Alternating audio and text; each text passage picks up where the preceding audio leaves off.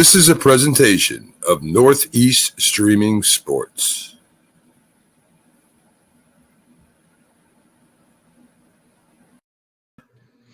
Good morning and welcome to the Mac and Jack Show. It's Friday. I am Jamie Pags filling in for Mac, and I am with Hall of Fame boxing writer Jack Hirsch. Good morning, Jack. How are you?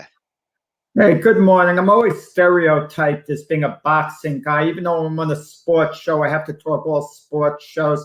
I feel a little like Jethro Bodine of the Beverly Hillbillies. He's actually the son of the former world heavyweight champion Max Baer, but he was always cast in that role of Jethro in the Beverly Hillbillies. Even though he tried to get all these other acting roles, it was hard to escape that stereotype. But I don't mind it. Once you get typecast in a specific way, I don't mind it. To me, it's a good thing. Well, I mean, everybody's got a claim to fame. The fact that you're in the Hall of Fame for something is better than most people. You know, I'm not in the Hall of Fame just yet. I'm working there. I'm way to it, but we're going to have a Northeast Streaming Network Hall of Fame, and we got to, your name will be on the ballot. Well, they do actually have the Hall of Fame for football fans. That fans can get selected, and maybe next week we'll start touting that, because you could actually log in and say that you'd like the Philly Sports Guy to be the Hall of gets inducted into the Ford Hall of Fans, which has its own wing in the Hall of Fame. So you wouldn't get a bust; I'd get a plaque that kind of looks like me. So seeing that mohawk on a plaque, but you wouldn't get to talk in Canton. You wouldn't get during these ceremonies. You wouldn't not like that. They come up there. They would shake your hand. They'd hand you the plaque. They'd shake your hand, and then you'd be off the stage. It's a little bit more than that. I think you also win a Ford truck. So, oh wow, Ford truck. Yeah, okay. So it's a big deal. It's a big deal, going on and stuff like that. So speaking, let's go right to it. Speaking about being in the Hall of Fame and things like that, there was news that came around through the NBA that they have decided to league-wide retire the number 6 of Bill Russell. Now, I'm going to say, I'm going to say this with the NBA. You hear the announcement and you're supposed to smile and go along with it. What a wonderful gesture. How great it is to honor Bill Russell. The first thing I want to ask, why didn't they do it when he was alive if they were going to do it? You mean they first thought about it right after he passed away? I mean, a week after he passes away, that's when they first think about it? If they thought about this all along, why didn't you do it when he was still alive? Were you scared that Bill Russell was going to say, no, he doesn't want this done, and then you couldn't do it? Then you couldn't adhere to his wishes? Who knows how Bill Russell would have felt about it now? Maybe he would have been deeply on it. Maybe he wouldn't have wanted this done. Who knows? But why are they waiting now? It's not like the man, died suddenly, unexpectedly. He was 88 years old, and I don't get it. But, on the other hand, this is now going to kind of set up a precedent, okay? What are you going to do as far as number 23, Michael Jordan, goes? I can argue that Michael Jordan has had a greater impact on the NBA than Bill Russell. I can argue that the combination of Bird and Magic had a bigger impact on the NBA than Bill Russell. I can argue that Wilt Still Chamberlain did greater individual things than Bill Russell, and it wouldn't be much of an argument because he did. Bill Russell had the 11 rings. He was a member of a storied franchise. Now, you could say Bill Russell was a social advocate. He spoke out on things that bothered him, but Bill Russell wasn't an elected official. He wasn't more of a social advocate than, let's say, Kareem Abdul-Jabbar. What about Kareem Abdul-Jabbar? Why not retire his number? He was a great player. I can argue he was a greater player than Bill Russell, arguably. I don't want to get into that debate because Russell was a great player, and I respected him not only as a player, but as a man, as an individual who went through a lot of bad things he shouldn't have gone through because of racism involved. A lot of bad things. And he overcame it, okay? The bad things, and spoke out about it. So kudos to Bill Russell there, the type of player and the type of man he is. But to retire his number individually, with that said, I'm against Pags retiring any individual number of a player. I wouldn't want to see Tom Brady's number permanently retired by the NFL. This is a guy who's gone to 10 Super Bowls. He's the most iconic player of his era. What about the great Jim Brown? Okay, I wouldn't want to see his number retired. I wouldn't want to see anyone's number retired, with the exception, I could say Jackie Robinson, in that sense. But even, in the case of Jackie Robinson, his fellow players in the Negro Leagues, we should be paying more tribute to them in a certain sense, Major League Baseball. But that's another issue, in itself. Bill Russell himself, someone I have tremendous admiration for, great player, and he endured a lot as an individual and spoke out about it. He was a very eloquent individual, very intelligent individual. I wish I had an opportunity to know him, to sit down with him, to spend time with him, because I feel I would have liked him a great deal. But to retire his number, now that you retired Bill Russell's number, what about Michael Jordan and Kareem Abdul-Jabbar? And we shouldn't wait until someone passes away if we're going to do it. My argument is, if you were going to do this and retire Bill Russell's number, do it while he was still alive, while he can enjoy it. Or change the logos once in a while. Jerry West doesn't owe the logo, the NBA logo. I would have been okay if they transitioned that to Bill Russell, at some point. Maybe every year, maybe change the logo to an iconic NBA player, something like that every year, who meant a lot, not only on the court, but on the social landscape. But to retire that number permanently, I just don't get a good feel of when they did it. Is, maybe even more so than them doing it when they did it. If you're going to do it when he's alive. Well, and I agree with you to that extent, that honoring somebody posthumously, I get, he did so much for this and whatever, but we didn't think enough of it while he was alive. Now that he's dead, it's a much bigger deal. And I am in agreement with you. I feel that, first off, just talking about the 11 rings, he had a great team around him. So let's be for real. It wasn't Bill Russell like Will Chamberlain, where he had only him and he was carrying around 4 scrubs. No, Boston had an iconic coach who had won championships long before Russell got there, and then had an amazing team around him to be able to win all those championships. So I got to correct you. I got to jump in, Pags. I'm sorry. You listened patiently to me, and I'm not. I wish I had your patience, but when you said Chamberlain had 4 scripts, no, that's inaccurate. I mean, we give a lot of times he had not a good amount of good players around him. Hal Greer was the one. Cunningham, I think, was on the one. He had players like Hal Greer, Billy Cunningham on the Sixers. And so we're talking about the one championship that he won, not talking about all the other games that he played in that he didn't win. Like that he played a lot of his time. He scored 100 points with the team. He had 4 scrubs around him. That's why he was able to score 100 points, because they kept feeding him the ball, because he was the only one that was really playing in that game.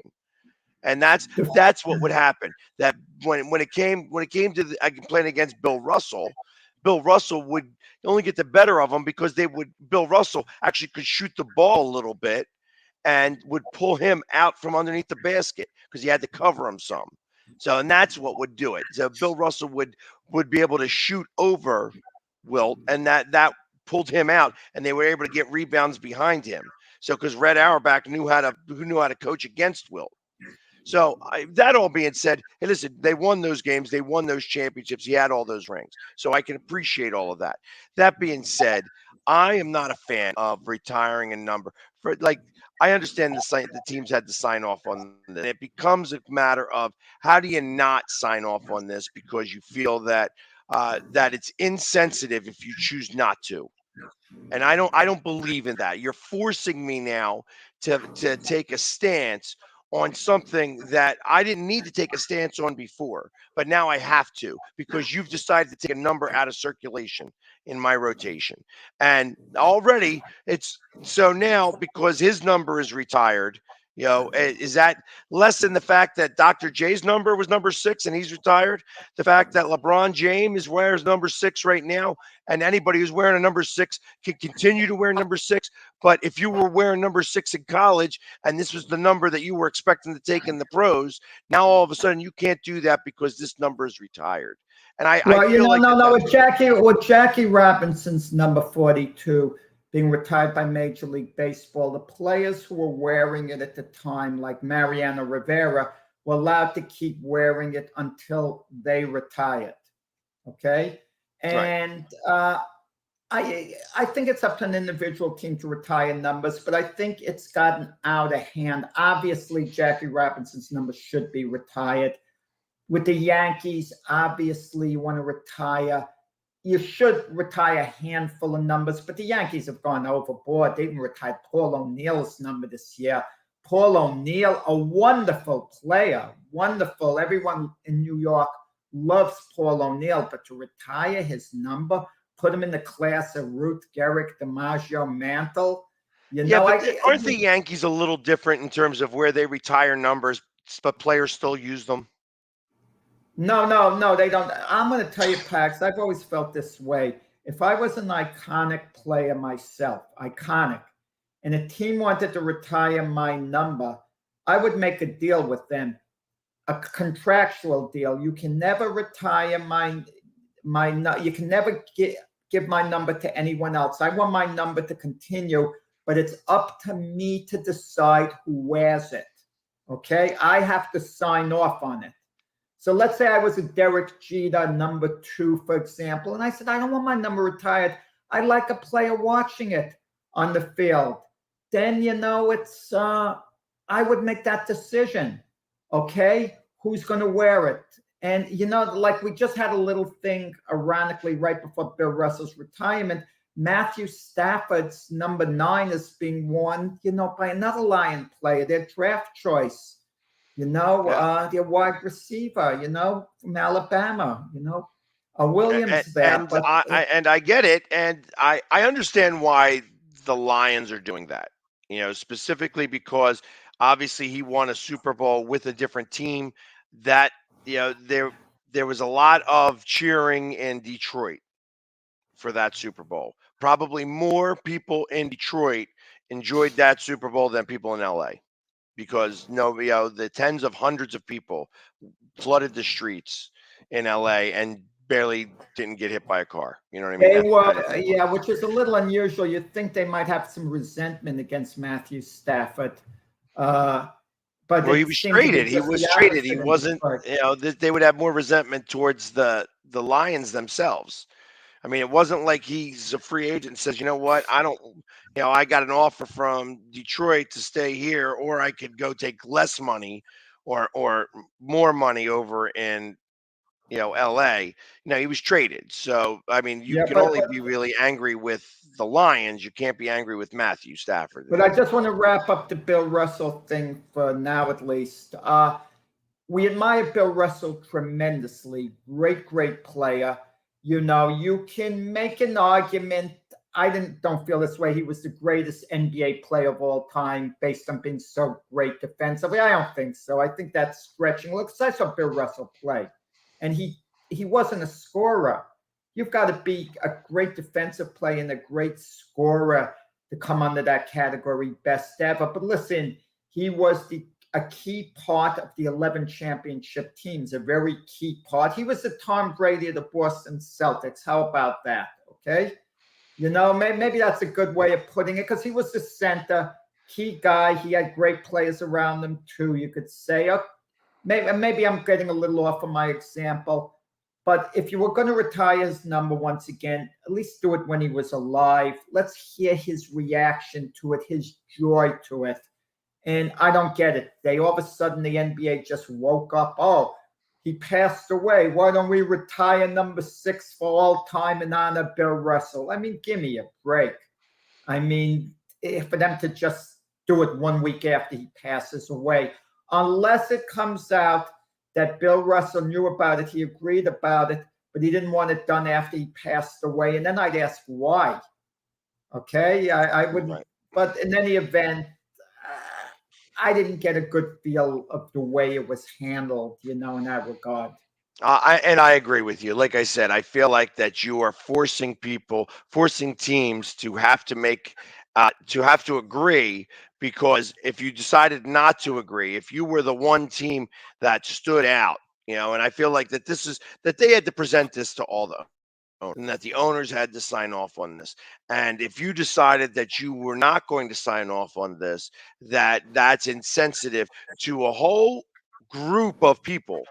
And that you can't do that because, one, I mean, this is, there are definitely more people of color in the NBA than there are. Well, let's get to the point. If someone didn't sign off on it, they're against it. They might be accused of being racist in a sense. That's correct. And we live in a very sensitive society, and no one wants to be perceived that way. So the easiest thing to do is to just go along with the thing like retiring Bill Russell's number, because it's low maintenance. It's not worth it to put up a big fight about, a big argument about. It's not quite important enough. So even if you disagree with it, it's just not worth going to battle for.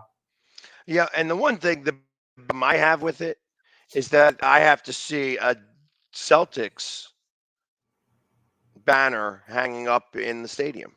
I don't want to see a Celtics banner hanging up in the stadium at all. But the Celtics banner's hanging up when? In Philadelphia? Well, it will be the moment that we have to put that banner up, because if you retire his number, that's what happens. You get a banner in the stadium. Our number 6 has already been retired. Julius Erving owns that number. Will never, that number would never get used anymore anyways. So the fact that they want to retire the number 6 is not a big deal. I didn't know retiring the number and leaving it at that is one thing, but I didn't know there'd be banners in other stadiums. Oh yeah, that every arena is going to have a shamrock with a number 6, and that's how it's going to show as being retired. And that's so, like, for instance, the number 42 was retired by the Phillies a long time ago, because there was, I think that was Pete Bill Alexander. Russell had a wonderful sense of humor, and he had a unique way of laughing, wonderful. I enjoyed hearing him talk and laugh. He's probably, I could hear that laugh now at the banner in the Philadelphia Stadium, for him, to honor him. He'd probably love that. Right. Well, and I imagine if it was the Spectrum. I mean, it's a whole, like I said, it's a whole different world. They wouldn't have been able to do this in the 2000s. There's just no way that would have flown in Philadelphia. So, like I said, because we are a much more sensitive society, this gets spoon-fed to us. And like I said, it's. I agree that there are probably just as many other people that would be considered just as worthy, maybe not have as many championship rings.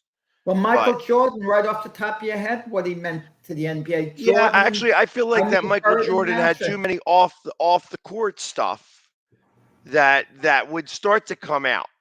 Kareem Abdul-Jabbar, he's a social advocate and great player, probably better than Bill Russell. Scored a lot more points than Bill Russell. And I mean, the championships, he didn't match him with championships. I don't like maybe I went somewhere I shouldn't go, because I don't want to diminish Bill Russell, one of the all-time great players, and arguably on the greatest team of all time that went on a run, with the 8 championships in a row, 11 overall. And, kudos to Bill Russell. Anything they give him, it's hard to argue against. But my thing is, my biggest argument, do it while he's at least alive, so Bill Russell could enjoy it. Bill Russell could then comment on it. Bill Russell could then get interviewed about it. And then the other players could come up to Bill Russell, congratulate him on it, and then the other players could understand a little more how iconic Bill Russell truly was on and off the court, because they would see him at some NBA events. They'd go over to him. It would have meant more. That's my point about it. Okay. Well, no, and I absolutely agree with you, because ultimately this society as a whole does that. That we choose not to honor the living. We only honor and so that's kind of what happened here. That you hear about, like, that he would have been able to continue this work and maybe push his work further because they retired his number and done more at in the golden years of his life to help promote that advocacy and things like that. Instead, they waited till after he was, after he's passed on, to really start to honor this. And really, now he doesn't get a chance to do that work anymore, where he could have and continued to do more good during that time while he was living. So okay, Pax. There was a game last night. Speaking of that. Exactly. Speaking of old school, there was the Field of Dreams game played between the Cubs and the Reds, and literally both these teams are not faring very well in Major League Baseball currently. And at the Field of Dreams, they only were able to seat, I think it's 7,800 people in total. And I think that's all that would have been at this game. Let me ask you this, that I kind of wonder about your view on this. Major League Baseball had to schedule this game. You kind of knew, you never know for sure, of course, but the Cubs and the Reds were considered two of the weaker teams going in. They weren't considered, playoff threats per se. But especially to put the Chicago Cubs in this spotlight game, Chicago, shouldn't it have been another Chicago team? I don't quite get Major League Baseball scheduling reasoning. Shouldn't the White Sox be a part of this game every year? I agree. That would be the most logical thing, seeing that this movie, The Field of Dreams, is based more off of them than anything else. Obviously, once that word got out of this field that there were other teams that were represented other than the White Sox, and that's how they were able to field the teams for both. However, it was the White Sox that were prevalent in that, in that movie. So realistically, it's I kind of feel, instead of doing it the Field of Dreams, because they're not going to have this game next year because they're building a bigger stadium, which is even more ridiculous to me, because that wasn't the point of the movie either. The point of the movie is that there's always baseball, and that transcends between father and son, and that's that the generations that pass, there's always there's the stories of the great ones. And I remember back when this happened and sharing it to the younger generations, and having baseball be something that transcends throughout time. That's the purpose of this movie in general. This game does not transcend throughout time. Do you know how big a stadium they're planning on building? Do you know by any chance? I think it's somewhere around 24,000. Because I'm thinking to myself, Iowa has never had a Major League Baseball team. You wonder, can Iowa support a Major League Baseball team? Because for all we know, Major League Baseball is eyeing that possibility.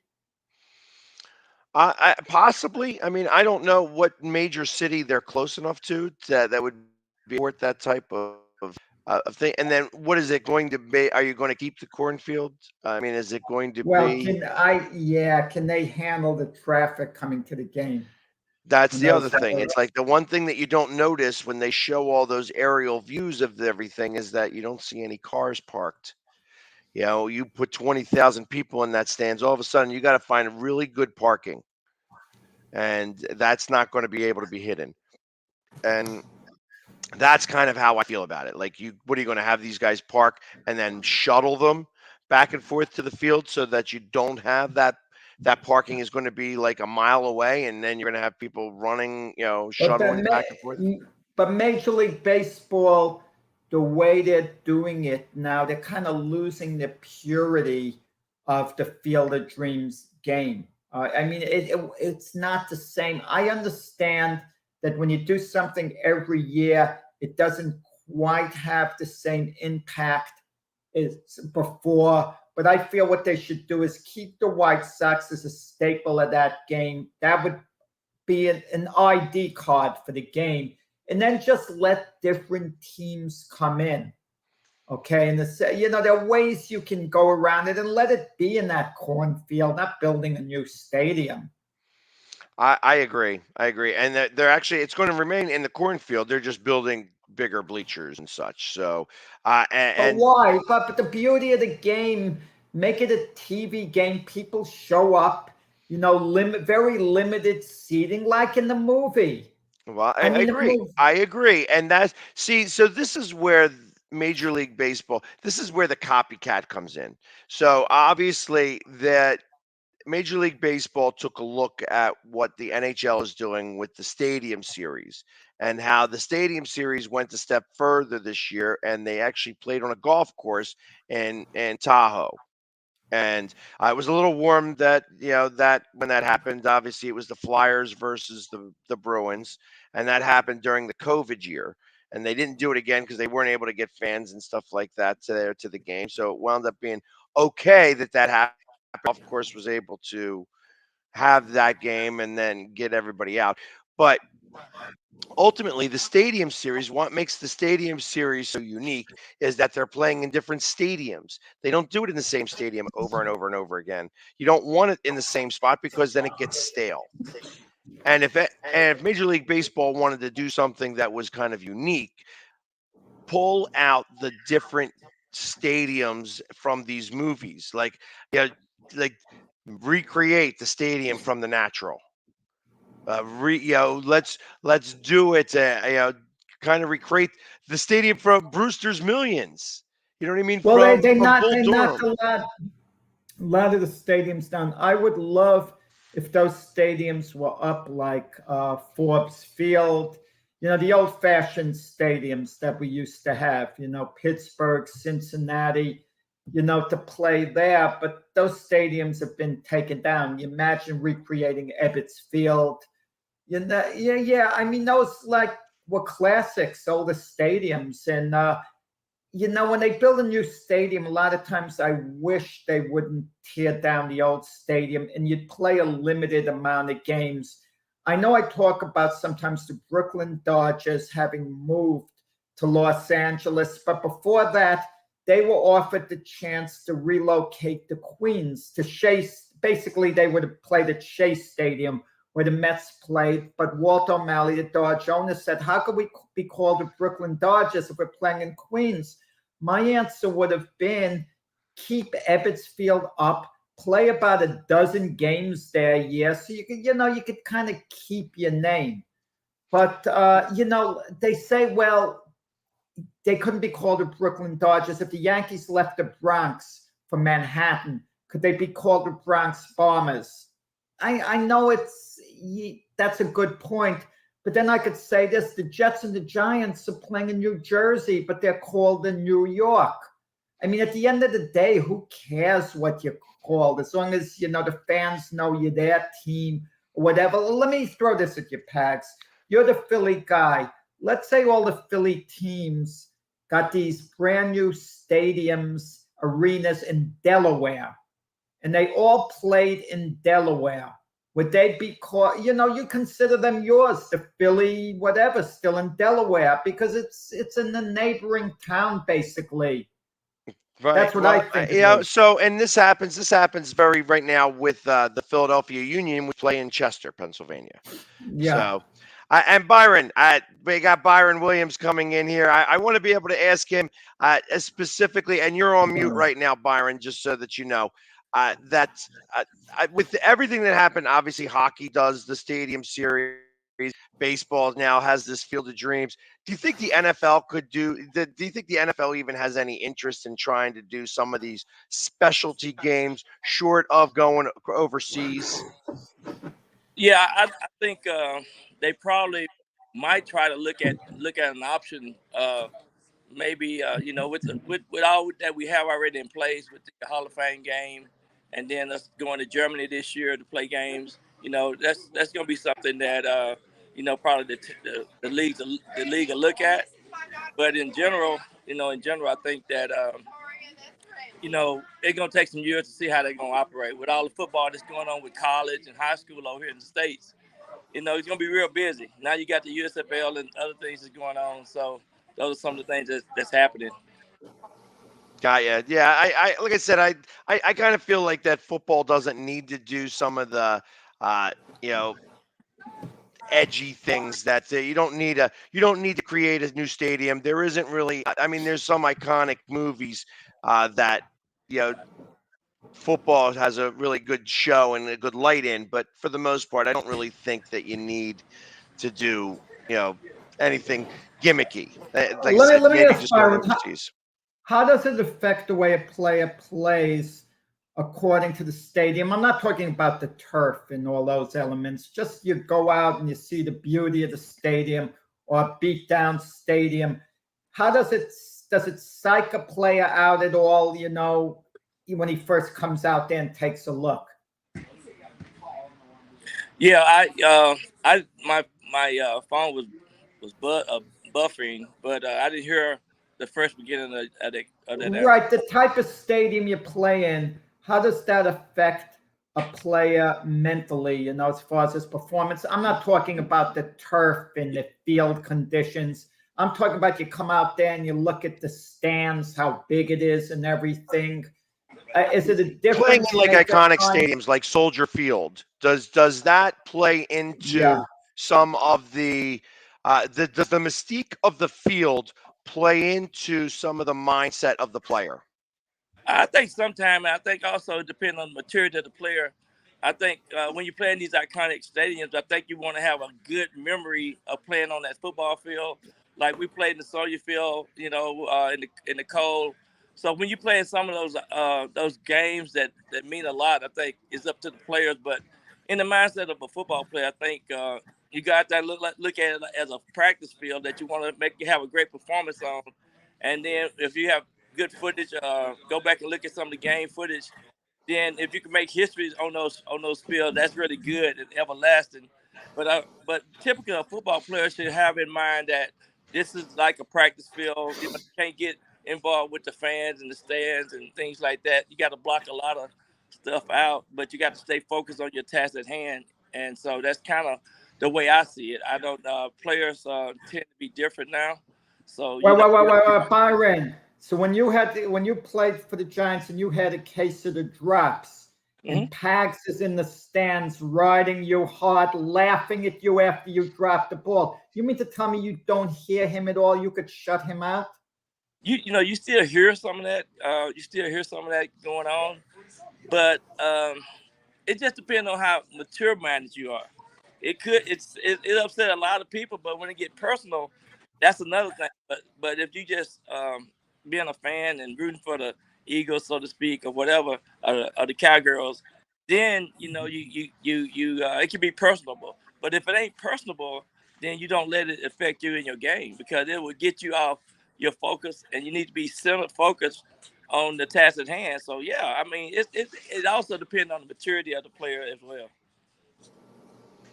Well, and I have to imagine that, like for instance, the vet itself, playing in Veterans Stadium, and I'm using that as the reference here, but that the vet itself going to play there, and that it was the concrete jungle, and the turf sucked and what have you. And that the facilities themselves weren't the best in the grand scheme. That all of that would play more of a part. That you were trying to get out of there as quickly as possible and make sure that you could still walk out of there because you didn't know what was going to happen if the turf was going to grab you and tear up your knee, or you were all the skin rashes that you would get from sliding on that fake grass is really all it was. It wasn't even real turf for the most part. I have to imagine that played more into the mindsets of these players than. Well, I think so, because a lot of times you hear the veterans, people that's been playing on the team that played in the stadium 5 or 6 times, 8 times. They got these stories as well, and sometimes you don't get good experiences playing on certain fields, and then of course the element with the fans. So yeah, you're exactly right. You got all this going into the equation, but yet if you lose, it really adds a lot more salt on the wound when you leave that place. But when you approach playing in these games, you want to have a good memory and you want to have a lasting effect that you can always tell your family and your friends, and then you can go back and say, oh yeah, I remember I had my best game at the vet, blah blah blah. But yet if you had some miserable games like your ribs got busted and things like that, that's a whole different set of statements. Byron, Yeah. What? the Giants win at the buzzer yesterday. Field goal as time expires. They beat New England. It always seems like the Giants have New England's number. I don't know why. But let's be honest, it was a meaningless game, at least to me. To you, I get a feeling it means something. Oh, the Giants on the right track, this or that. But what did you take out of the game? Well, first of all, Bill Parcells believe in winning all your games. You play the games to win, right? So, I think that can give the Giants a little momentum going into this week of practice, as well as knowing that, you went there and you won the game, and now you build off of positivity versus losing the game and not winning. So, I think at the end of the day, it's all about winning games. And so, whether it's preseason or not, and even though they don't count, but it will give your team a lot of momentum in practice, riding back, a flight back to New York, New Jersey.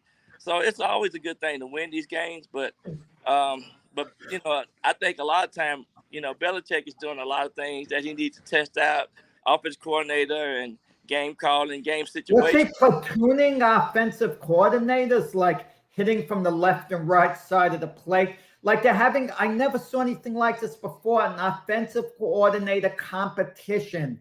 That's a first. They're like battling it out to see who'll start. Joe Judge and Matt Patricia, two coaches who are coming off miserable jobs they did with their teams. Patricia with the Lions and Judge with the Giants. Yep. And yeah, what are they supposed to do? Impress Belichick, who could, do better at play calling? I'm confused by this whole thing.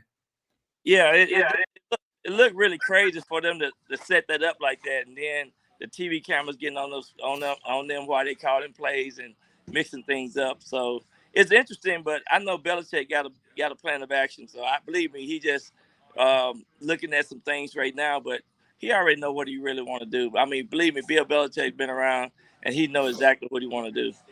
Is this a crutch? And I look at this as possible that he's using this as a crutch.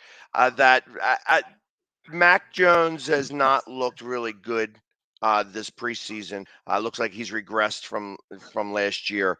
And one that, game. I mean, well, no, I mean just in practice in general. I heard he came in top shape. The camp. That he may have become in top shape, but he has not been performing well. That's the word that's coming from camp, that he is regressed from last year, and that Belichick may see that this may be one of the years that the whole team in total doesn't do very well, and that he could be using this as the crutch to say, okay, well, we're going to start with this guy, and then if he doesn't work, we're going to then be able to go to this guy, because he wants to be able to try to change as much as he can, so that it's changing a momentum, that if they, by chance, they start off poorly, that maybe changing the guy who calls the plays, even mentally, may change the momentum of the player and have them go and play better. Yeah, and that's what preseason is all for. And Jack always talking about you don't might as well not play preseason game. Well, preseason game is for what we just talking about now. You want to get the king side, you want to try some things, and then down and distance and situational football is very important. So this is why you use preseason game, and that's to get the timing down and everything else. So that's what's important. You got to try all these different case scenarios to make sure that you can, when they come up during the regular season, that you know what you need to do and how to make these adjustments. So that's why I love preseason game. You get the kinks out, you try things, and you be creative on how you approach the game of football. To me, not for the. I agree with you, Byron, but not for the established players. I mean, the quarterback position, you got to look. They drafted someone, I forgot his name, out in the 4th round, who's not going to be starting. And then they got Brian Hoyer, who they played yesterday. And if you got to start Brian Hoyer, I mean, you're going to have problems. Not that he's not competent, that he can't fill in, but if you're going forward with him, I mean, Mac Jones has got to be your guy. You've got to live with Mac Jones. He proved he could do the job last year. And he does have upside, maybe not to be a great quarterback in the league, but to be a solid quarterback. So I can't see drifting away from Mac Jones. I mean, that would be a major setback for the team. But recall, we're always talking about your second string quarterback got to be ready just in case of injuries and things happen in the season. So I think that's probably what they're doing. They're getting the second string quarterback prepared to come in and take control of the offense and do some things that they need to get done and accomplish. But it's proven that you got to have two good quarterbacks on the roster. So that's the key. Well, you had yesterday. Speaking of that, the Tennessee Titans, Mike Vrabel puts in, Malik Willis. Even though Malik Willis slipped all the way down to the 3rd round, he's heavily touted. People are eyeing him as if he was a high 1st round pick, and in reality, he was a 3rd round pick. If you're a blue chip prospect, you don't slip to the 3rd round the way Malik Willis did, and all the teams wouldn't have let him slip that far. But it seemed that Mike Vrabel, to me at least, benched Malik Willis because he said after, well, I wish he'd thrown the ball more, but he did okay. When a head coach says a player did okay, that means he didn't do okay, because they're not going to say he didn't do okay. That's about as low as it gets. And he got mad at Malik Willis, the guy with this rifle arm, for not throwing the ball and wanting to use his legs. So it just seemed he wasn't overly thrilled with Malik Willis yesterday. That's my perception. Yeah, he wasn't thrilled with him, but I think he saw something, and Malik needs to get used to the speed of the game up there in the NFL and all that. But I just think too, it's a process. You got to get these players involved, engaged, and the biggest adjustment that you have to make in the National Football League is learning the speed of the game, taking control, and being, making good decision makers out there on the football field. So those are some of the things that happened last night that they probably need to see more of. But yeah, Tom Brady was a 6th round draft choice too. So sometimes you drop. I don't want to hear about these aberrations. I'm sick of hearing about it. So I hear all the time, the 6th round draft choice is so important. You can get your starters in the 6th round. You rarely do. Look, I could point the guy's rich. He won the lottery. So take a part of your salary each week and go and buy a bunch of lottery tickets, because I know someone who won it 20 years ago. This is what I want to say. It's not about, being drafted in the 1st round, 2nd round. It's about, like, once you get on the team, it's how you get in position to make good plays and become the star that you need to establish yourself in the National Football League. So this is what I'm telling you. I'm not saying just because he dropped from 1st round to 3rd round, it doesn't mean anything. Now he's on the team. He's established. Yeah. He knows what the protocol is going to be like. Now he can take the ball and run with it like he did last night. But anyway, I just think those are the things that you want to. You want to see what team you're going to be on from college, and then that way you can take it and go from there. I think the difference is this between the 1st and 3rd round. You draft a play in the 1st round, you expect to start him, maybe not immediately, okay, especially a quarterback. And if you draft a Yeah, play in but the third round, give it, you dog. you hope to start him. Hey, I want you to say hello to these. Hey, this is Donald Driver. Hey, Jack. Who's that? Hey, Oh, Donald, how are you? It's good to hey, have Donald. you. Yeah, you got to New England, straighten Byron out, guys. Donald, on some Good football to see you here. guys. You got to straighten Byron out on some football. We've got, what's worse? Okay, Byron and myself got into a debate with Jim Jeffcoat. Let's say someone committed a crime, they have to get a punishment. What's worse, making them run over the middle and getting hit by an NFL linebacker like a Ray Lewis, or to be caught on the bottom of a pile for about 30 seconds where everyone is trying to get the ball, twisting your fingers, poking you in the eye? What's worse? Going across the middle. There you have it. There you have it. I'm happy. That's what I agree. Hey, if you're a receiver Coach running says across the the middle, pile. will make or break you. Running across the middle. I'm telling you. You heard it from Donald Driver. You heard it from me. So what else do you need, Jack? You're a boxing writer. You need to understand. You got to listen to us. I know, getting knocked out. I know it's worse. You experienced it, Byron. You know firsthand. Getting cut across the middle, that sometimes will affect the rest of your career. Sometimes Absolutely right. I know it helped us.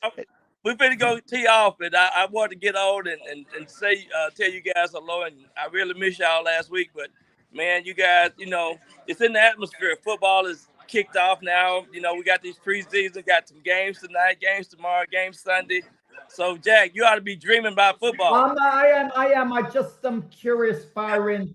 You have time to let us know who you're picking to win the Super Bowl. Last year, you were bragging most of the year, but you picked the Arizona Cardinals most of the year. And then at the end, obviously, they got a flat tire. But they signed your guy, Kyler Murray, to this long-term deal. And Kyler, we trust. I don't know about that. Absolutely. I just don't know about that. Jack, it's going to be the strength of your schedule. It's how you go into the playoff run. But I'm still going to pick the Arizona Cardinals again to make a deep run going into the playoff. And but it's a whole new dynamic out west with all these changes and all these free agents signing. But, it's going to be interesting. I'm doing my homework right now just to make sure and see who I'm going to predict to be what I thought Arizona was going to do last year. And I was off at the end of the season. But this year I'm going to take that in consideration. I'm excited. There's so many good teams, but obviously there are few teams that we know aren't going to do well, like the Chicago Bears. Like, that's the easy pick in that division between the Vikings and the Packers, expected to battle for the division title. The Lions expected to improve, but the Bears, it would be a shock if the Bears, came up with a, winning record anywhere close to it. It's going to take the Bears at least 2 more years to kind of build what they need to build, to get in place like some of these other teams are right now. So, yeah, you're right. You're exactly right. Well, Byron, we appreciate you stopping on. I know that they're rushing you to try to get out on the tee box. So hit them straight today. Hopefully, are you guys doing a scramble, or is it just normal play? It's a 4-man scramble. Yeah. There you go. So it was on your team today. Okay, thank you, guys. All right, I'll see y'all next week. Okay, great seeing you, Byron. Okay. All right, have a good one, Byron. Bye-bye. There we go. And Byron, so Byron, I'm from the golf course. So that man who's, it's nice to live that type of life. So, got Donald Driver on the show, we could say. There we go. We got to pull it out. Basically a cameo. That's perfect. That's perfect. And he didn't want to put him on there for too long because he didn't want to lose. He doesn't want to lose his spot. He doesn't want Donald to be taking over his spot. I don't think it. No, I don't think it's that. I think he maybe didn't want Donald Driver to see Byron, who he associates with you and I. The more Donald would talk to us, the more he figured, Byron, why do a show with guys like that? Because Donald left pretty quickly. Noticed. After he got my question, he wondered. He's probably never gotten a question like that before in any sports show. Exactly. But he answered it quick. It wasn't even a thought. But he's like, going across the middle. Yeah, you got Ray Lewis waiting for you, Pax. You're cutting the middle, and he's gonna flatten you. I'd rather be on the bottom Ray of the Lewis. It doesn't pile. have to be Ray Lewis. You think back at Super Bowl 52, one of the bigger plays in that game was very early on when uh oh my lord, now the name really escapes me there. Because Dawkins, Jenkins hit the Patriot receiver. I want to say it was Woods, but I don't Malcolm think it was. Jenkins. Yeah, Malcolm Jenkins in that game and knocked him out of the game. It's just because he said he turned, he wasn't paying attention, bam, got hit, and he didn't come back the rest of that game. I guess went through concussion protocol and all those other things. But that was a very big play in the game early, who took out one of their top receivers, and they weren't. I mean, let's face it, Brady still threw for 500 yards that game. But every time Brady throws for 500 yards, most of the time he loses those games. So and Brady that was also the case. played a good game against the Eagles. He played a very good He did. game. He did. Yeah. But also, Philly earned the win. They earned that Super Bowl win. I absolutely agree. So why don't we do a little bit early? We'll go take our commercial break now. And once we come back, we'll have Keith Engel on from TGI Sports to talk about what his thoughts were of some of the things that happened yesterday in sports with the 21-game preseason winning streak of the Baltimore Ravens, and also the Field of Dreams game, which he also had an opinion about. So we'll be right back after these commercial messages.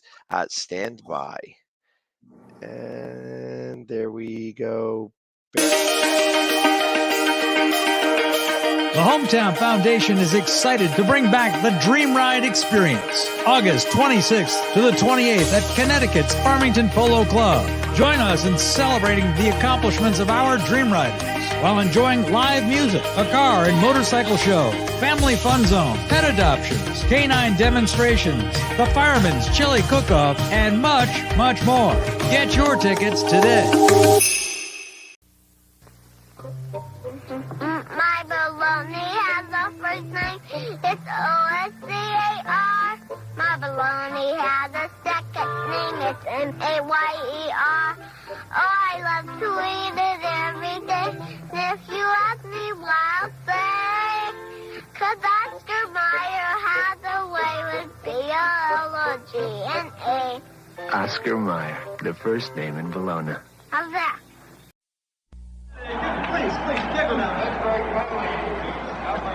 Mr. Green? Mr. Green? Yeah. You need any help? I just want you to know, I think you're the best ever. Yeah, sure. Want my Coke? It's okay, you can have it. No. Really, you can have it. Okay. A Coke and a smile makes me feel good. Makes me feel nice. Be around. That's the way it should be. I like to see Hey, kid. the whole world is smiling with me. Coca-Cola and Sprite.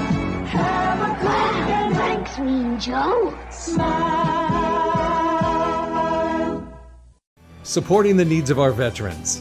That's the goal of all of us at Team AmVets. Like Mitch, Carlos, and Kevin from our Welcome Home team that brings furniture to our vets. We are Team AmVets. Or Linda from our thrift stores who brings you great bargains every day. I am Team AmVets. And John, who picks up your thrift store donations that support California veterans programs. I am Team AmVets. Visit our website or a Team AmVets thrift store to donate or shop today. Join the team! You know, one of the best things about being an ex-big leaguer is getting freebies to the game.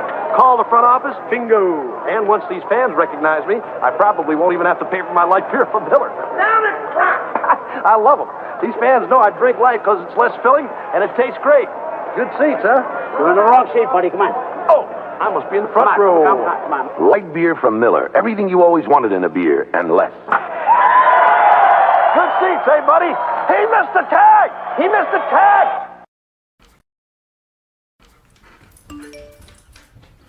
Trisha's having a sleepover tonight. Can I go? I wonder about Lucy's friends. What should I say? I know you're only 10, but one of these days a friend will offer you a drink. And alcohol at your age can lead to so many things. None of them good. So can I go to the sleepover? Lucy, I want you to promise me I something. finished my homework. Bigger promise. If there's any drinking, I want you to say, "No thanks, not my thing." Mom. I promise you. Your real friends won't care. Deal? Sure. Really? I promise, Mom. They really do hear you. Did you pack your toothbrush? For tips on how to start the talk, visit underagedrinking.samhsa.gov. A public service message from the Substance Abuse and Mental Health Services Administration. I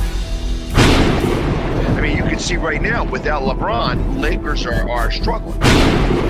Let me tell you about a team I hate, all right? I know the Dallas Cowboy fan is here, so I had to make sure he knew how much I hate this team. I'm ready. I've often said that the people who run baseball, they try very hard to ruin it. I'm from Brooklyn. I don't have a problem saying it to his face.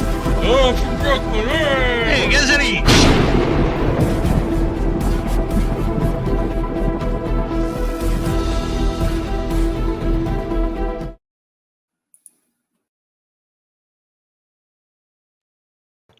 And we are back for the Mac and Jack show, second half of our show. Hey, real quick, because I've asked everybody else, maybe since you're also a New York guy, as we're watching that promo at the very end, we have Sal Angeletti saying something very specific. He goes, "Oh, I'm from Brooklyn," and he goes, "Hey, is it each or whatever it is?" Do you understand what he's saying? Well, he says, he says, "I'm from Brooklyn." Another guy goes, "Hey, that's all." From Brooklyn. And then he says something. He says a word. Is it each or whatever? I don't know what that word means. I don't listen, Pags. No offense to even guys like you. I don't pay attention to a lot of the fans' nonsense. Whenever there's a big game, where do the news crews go? They go to the bars and places like that to see the fans acting, I'm going to use a kind word, hyper. How's that? Okay, I could use another word, but hyper. They're going, hey. Why can't they talk to the fans in an intelligent way? The fans answer in an intelligent way. They're demeaning the fans. This, like we talked about stereotypes early in the show. They're stereotyping the fans as not being knowledgeable. So then the fans are buying into that. Why the heck do we have to see fans acting like they're crazy and off the wall? And you could certainly defend or relate to that more than anyone. I mean, because you're around it all the time. But enough of it. That's all we see. Their news crews head to the closest bar. Why? I mean, because there's things to be done with people that are drunk. Oh, what? I mean, that's people that are drunk. There's content there. And that's what creates news. If they don't know what they're going to run into. People ask me all the time, why do I get painted up? Do I do it for the attention? And the truth of the matter is that I don't get painted up for the attention. I don't need to pander to a camera. The camera finds me because I happen to be a little bit more decorated and I happen to be very loud. So I'm going to be who I am anyways. And because of that, the camera finds me more frequently than most. And most of the time I try to get myself, I position myself so that I can help somebody else get on camera. It has nothing to do with me. It's not about me. It's about representing the fan base. And that's what I will try to do as best as possible. But that doesn't mean that you have to show me all the time. So at the draft, when you show me once, okay. You show me twice, okay. Every pick you're going directly to me. I don't know that that's really fair to the other fans that are around. So I try to remove myself from that situation. I try to go towards the back so that they have to find me. And if they eventually do, the camera always is going to find me because I stand out in the crowd. But ultimately, by doing that, they have to go wider berth so they're getting more people on the camera. Because it's not about me, nothing to do with that. It has more to do with, when I'm as the Philly sports guy, it allows me, being painted up, allows me to have a bigger microphone. well, that bigger microphone gets heard. So that's how I feel about stuff like that. No, there's a difference between having fun all the time. And I'm not even talking about the fans. The onus isn't on the fans. I'm talking about the media and the cameras. I mean, that's where they want the fans to be super loud, super boisterous, be yelling, not even saying anything, just yelling and acting crazy. That's what they want. That's the image there. I mean, why not just sometimes go into a bar where fans, aren't that loud? They're just enjoying themselves, clapping, having a good time, okay? But they always want to capture things as if the clock hit it's New Year's Eve and the clock hits midnight. They want to catch that exact mood. And that mood should be saved for the time the team wins the game. Then I want to see them go crazy at that moment, not just waiting for the game and all. And listen, some of it is great. I enjoy it. But we get it all the time. I mean, nothing else but. That's my thing. Well, and I understand what they're trying to do. They're trying to create an in-game experience, not at the game. That's why they go to bars. That's why, because also alcohol inducing, these people all together and cheering on a football team, a baseball team, whatever it is that they're about to watch. It creates a frenzy because you do have somebody who's going to be louder than everybody else. I mean, during football season, you could be just about anywhere and do Eagles chants. And all you have to do is have the one person that just starts with the long E, and everybody else is going to include into the mix. And that's so, I mean, I know it's enjoyable at times. Listen, I went to a Long Island Duck game, and they had this player, Lou Ford, 47 years old on the Long Island Ducks. He's a player coach. He can still hit. He was a former major leaguer close to 20 years ago. Every time he got up, I found myself a grown man going, Lou, Lou, Lou, Lou. And some people are looking at me. And I'm sitting there and I'm like laughing, having a good time. And then I realized my seat was right in front of the broadcast booth. So they're looking down, these broadcasters, at this older guy, acting like a complete fool, going, Lou, Lou, Lou. And if they only knew what I did on the side, little did they know, like, my background or who I was. They just figure some fan is coming, going, Lou, but I'm having fun. At the time. and that's all that matters. I mean, you're supposed to have fun at these games. It's supposed to be you buy these tickets so that you could cheer and go on. By the way, Lou got 3 hits, including a home run in that game. By the way, Lou Ford, Lou Ford. I don't remember Lou Ford at all. 47-year-old who could still hit. Someone should pick the guy up, former major leaguer. He's still got it. He could still swing the bat, I'm telling you. Well, the Yankees might need him since the fill-in for the Joey Gallo, hole that needs to get filled. All I heard was Jack talking about some older guy acting like a loon or something. All of a sudden, I see his face on the screen. That was it. That's exactly it. No, but I'm sitting, Keith, right.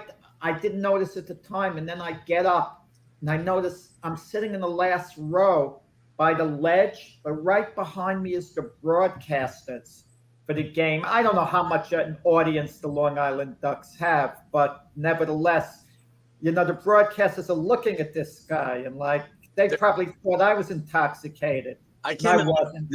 Isn't this the Independent Baseball League team? Yeah. Didn't Sparky Lyle manage it? Wally Backman is the manager of the Long Island Ducks, actually, and Lee Mazzilli's son plays for the Long Island Ducks. And you have a number of former major leaguers who play in those leagues. I mean, maybe they didn't have a long career. They came up for part of one season. A guy's trying to hang on. I mean, you get some good quality, baseball and, in the minor leagues. People don't realize it. Yeah, agreed. So, which is a great segue to what we felt like we wanted to talk to you about. Was there great baseball played in Iowa yesterday? And what are some of your thoughts? I know we talked about this a little bit on Started Up this morning, but I know that you feel that it already may have jumped the shark here. Yeah, I feel it has jumped the shark. I mean, first of all, when I saw the matchup months ago that it was going to be the Cubs and Reds, I was like, why? Not because of whether they were going to be good or bad, but how do you play this game and the White Sox aren't part of it? White Sox have to be part of this game every single year, and if they aren't, there's no sense of playing it in my mind. They're talking, as we talked about this morning, about building a new stadium. Well, you build a new stadium, you're going to lose some of that charm of why they're there in the first place. I don't care if there's 7,500 people in the stands. Who cares? It's not about that. The talking to the players on the field during the game, it's all tricked up. Harry Carey having a hologram of him singing "Take Me Out to the Ball Game." Last year's game had a great feel, and I enjoyed every second of that game last year. There were still some good parts of this game last night. I told Pags earlier, the Griffey's getting out there to be able to play catch on the field, the father and the dad, kind of emulating, the movie and the climax of the movie. The players coming out through the corn is still kind of cool. But it's already because, and again, this has got Rob Manfred and his marketing people's fingers all over it. They got to try to attract more casual fans. So what can we do? We can talk to the players while the game's going on. We can have holograms of Harry Carey. You could have played a video. It would have had the same effect.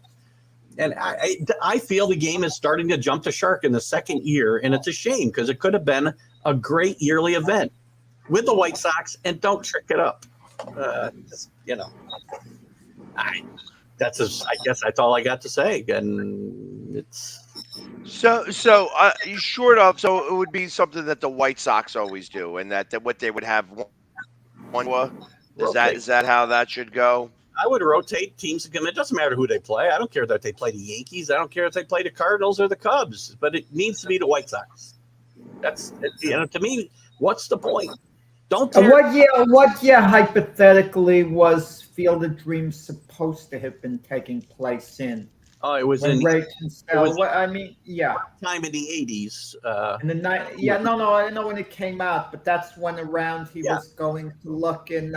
Because I was going to ask I kind of wonder what year started "Take Me Out to the Ball Game," the song. I don't know the answer to that. It's a ways back, but again, the movie took place, in the 80s, right, in real time. But when the whole "Build It and He Will Come" thing, right, and the Cubs coming, that was like the 1919-ish Cubs that were they were the ones coming. Let me get something straight, Keith. I mean, help me out with this one. Cubs. I said White Sox. Sorry, I said Cubs. White Sox. I haven't heard anyone mention this before.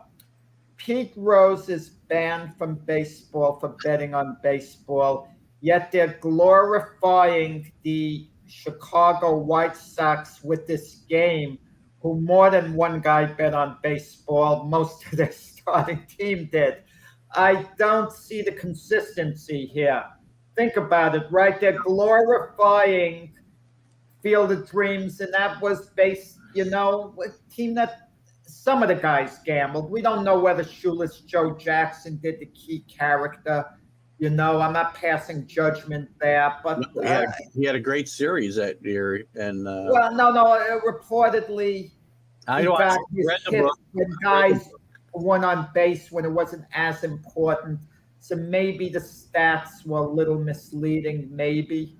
I read the book, I watched the movie, and there was something going on, definitely. And there were players that were taking money. There were players that weren't.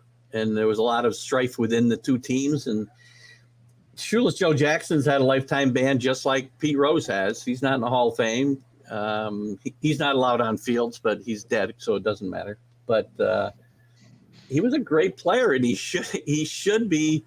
Look at me when it comes to yes, you should be banned, but do you just forget about what they contributed to the sport? No, No, Keith, you're missing my point on here. I'm asking, do you think it's ironic that Major League Baseball is making a big deal about Field of Dreams, but if you look closely at Field of Dreams, those guys did something dishonest, a number of them. They did. And it's being that team, the White Sox, would be glorified. I mean, it was more. I don't know that it was in 1919. I said ish. So Joe Jackson was a key character from the White Sox of that team. Yeah. You make that leap, but this movie was really about fathers and sons and Cosner's character getting to see his dad on the field. That was what it was all about. And Earl and James Earl Jones, I think we talked about this. I think Jamie and I might have talked about it, or I talked about it with somebody.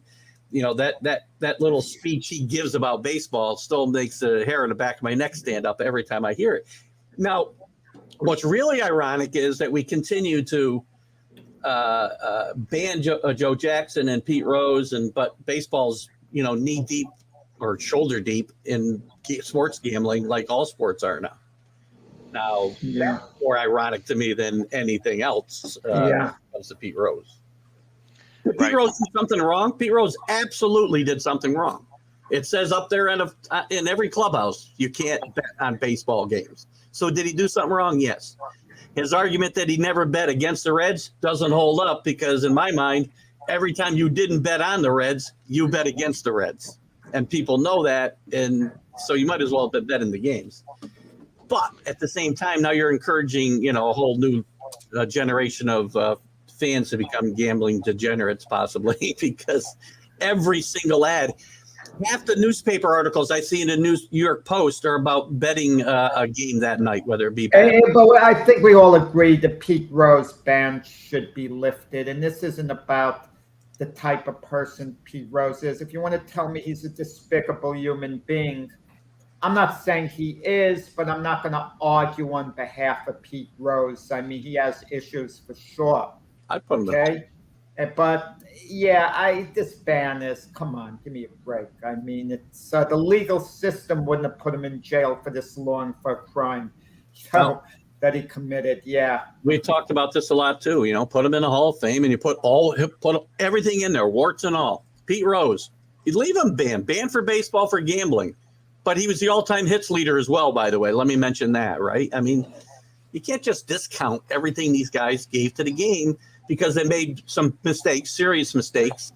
And if we're going to kick all the bad people out of Hall of Fame, well, then, Ty Cobb was a horrendous human being. There's a lot of guys out there. O.J. Simpson's still in the NFL Hall of Fame. Well, they point out with Pete Rose, what you pointed out, Keith, the sign that says about not gambling in the clubhouse. Does the sign say lifetime ban? I do not know if it says that specifically. Right. I mean, but even then, it's like, come on. I mean, is that the worst thing anyone's ever done? I'm going to tell you something that's worse than that. Okay? Worse than Pete Rose betting on a game. A pitcher deliberately throwing 100-mile fastball towards a batter's head. Yeah. That should get a guy banned longer than betting on a baseball game. Okay. Yeah, I mean that's that's attempted murder, I guess, or assault. Steroid use, how it affected the game. I mean, it just we've been down this road before. Yeah, it's a quagmire once you dive into it, but put them all in, warts and all. It's a Hall of Fame. They contributed to the game, and I could play devil's advocate, not about Pete Rose, guys. I just mentioned the steroids, for example. I could say, playing devil's advocate, well, the guys who use steroids deprived someone else of stats or roster spots who didn't use steroids because they had an advantage. So why are we rewarding them? Good point. Problem is, you don't know if you're going to ban one, you don't know who you know the big names that used it. You know the names that came out in the Mitchell report. So you know some of the people, but there's no way to know everybody that did or didn't use it. So if you're going to ban one person, you got to ban them all from that era, or don't ban anybody. Let me tell you what I want to see. I want to see one player come out and say, I knowingly used steroids because I felt it would give me an edge. It would help me perform better. It would help my team win. It would help me get a better contract. I would respect that guy so much. As opposed to I unknowingly used it. I had no idea what they were giving me. Before he died, Ken Caminiti did come out and say he used steroids, and he did it to improve his performance. He was very, very open about it. I think Canseco might have been open about it as well. I'm not sure, but I think he was. But Cam Caminiti jumps right to my mind. He admitted he did it. Yeah, and he was one of the better third basemen. I mean, I almost like arguably the second behind Mike Schmidt. I would say well, let's not get carried away over here. You're talking about George Brett, Wade Boggs. Let's not get carried away. For a couple of years while on steroids, Ken Caminiti had as good a years as any of those guys ever had, really. But right, and that's why it's arguably not necessarily definitely. George Brett, 390 hitter 1 year, so. Great. Overall, no, they don't. No, overall, Ken Caminiti doesn't touch Schmidt or Brett. That's yeah. And how do we know? And how do we know that they weren't taking steroids back then when it wasn't as prevalent? Well, they're taking greens. They're all taking greenies. We know that. That's well documented, right? So that's it's all performance enhancing. So it's literally it was just anything that would give you that little bit of extra edge. If you're not cheating a little, you're cheating a lot. And that's just the real of it, and that's why Houston thing was such a big deal, because it changed, it defined what cheating a lot could really consist of. Right, that is a great segue for Keith to talk about the Patriots, because LaDainian Tomlinson would say about Bill Belichick's motto: if he says if you're not cheating, you're not trying. Yeah, basically. Or maybe about the Patriot way, I should say, not Belichick directly, even though it's obviously Belichick's fingerprints on. He didn't say it directly. No, that would have been no, not directly. No, but it certainly is applied to the Patriot way, and a lot of people have said it, and I've said for years, the Patriots have done nothing, whether it was taping walkthroughs, whether it was taping signals, whether it was whatever. Same thing with the Astros, by the way, that every other team isn't doing, and some teams are doing it more or better or worse. I mean, the Patriots are doing it really well, and then they got caught. So, they're the poster child for it. But don't tell me other people aren't doing it. Tom Brady lets the air out of the football, and it's a big story. Every quarterback in the league almost admitted to the fact that they manipulated footballs, right? Aaron Rodgers said he wanted more air in the football than they're supposed to be. Eli Manning said he used to manipulate the balls. All of these things that these teams get caught for when it comes to if you're not cheating, if you're not trying, they're all doing it. And some are doing it, taking it to different levels, as Pag said, like the Astros did. The one big thing that I remember more than anything else is after they hit that game-winning home run, and he said, "Don't take off my shirt, don't rip on my shirt because I've got it right here." He's saying it as he's going. He's like, no. Altuve, yeah. Yeah, so, I mean, literally that was... We'll continue to say to Brian Cashman and all the Yankee fans, and I'm one of the Yankee fans, they didn't lose that World Series because of sign stealing. They won because they lost, I should say, because they didn't hit the Astros pitching, which had nothing to do with sign stealing. Nothing. You still have to hit the ball at the end of the day. Score runs, I don't care. If the Astros stole one run, the Yankees weren't going to win because they didn't score hardly any runs in that series. They couldn't hit the pitching. Which brings me to something that I recall now, the reading from a couple days ago, that some pitchers and catchers have instituted the electronic signs. Yep. So, and that Scherzer said, it should be banned. That should be banned. That stealing signs is actually part of the game. Now, he also, he kind of said, you can't go as crazy as the Astros did, but part of stealing signs is being able to tip from second base to your batter what's possibly coming. And you have to make sure to get the signs right. I agree with him. I think it's part of the game. I'm sure, Jack, you remember this. Ralph Branca went to his grave swearing that the Giants stole the signs when Thompson hit the home run in 1954. Thompson admitted early in the year he did steal signs, and he said he wasn't proud of it. But when we talk about stealing signs, you know, the only one when a pitcher pitches, the only one it affects is the catcher, because the catcher kind of has to know what's doing. I would love to have a big league catcher on this moment and ask, can a catcher make an adjustment, always expect a fastball, but be able to adjust to another pitch? That's Because hard. that's what you're catering to as a pitcher, the catcher. Because if he's expecting a breaking ball and you throw him a fastball, I mean, can he adjust quickly? No, I mean, that's all there is to it. Otherwise, the pitcher never has to let the catcher know. The pitcher could decide what he's pitching. When you think of it, catchers are the equivalent of offensive coordinators in football. When you think of it, they're calling the game. For pitcher, but a guy like Matt Scherzer, he could call his own darn game. What does he need a catcher to tell him what pitches to do? The pitcher has the best feel what pitches he's going to throw. If it's a rookie pitcher, you got an established catcher. Yeah, you want to rely on him to get you through.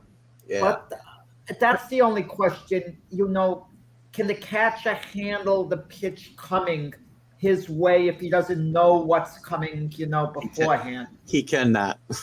He cannot. If he's expecting a curveball blown away and he gets a high fastball, the umpire is going to go to the hospital probably. So Right. You know, That's- and I yeah, and like well, and I even believe like you had Roy Halladay that still like needed Chooch, you know, Carlos Ruiz to call those games, and he like really trusted Chooch to be able to do that. It's like Chooch was trusted by a lot of Darren Dalton. Yeah, a great catcher. It had nothing to do with his hitting. He was like a career 220 hitter, but he was able to call the game and be captain on the field because he was able to tell those pitchers what you're pitching. This is what you need to pitch. I've done the research on this guy. I mean, each hitter is a little different. You know what I mean? So you have to be able to kind of see. And obviously, these pitchers now, I mean, they do watch the film. They do know where everybody's strike, the red part and the blue parts on their strike zones are in each quadrant.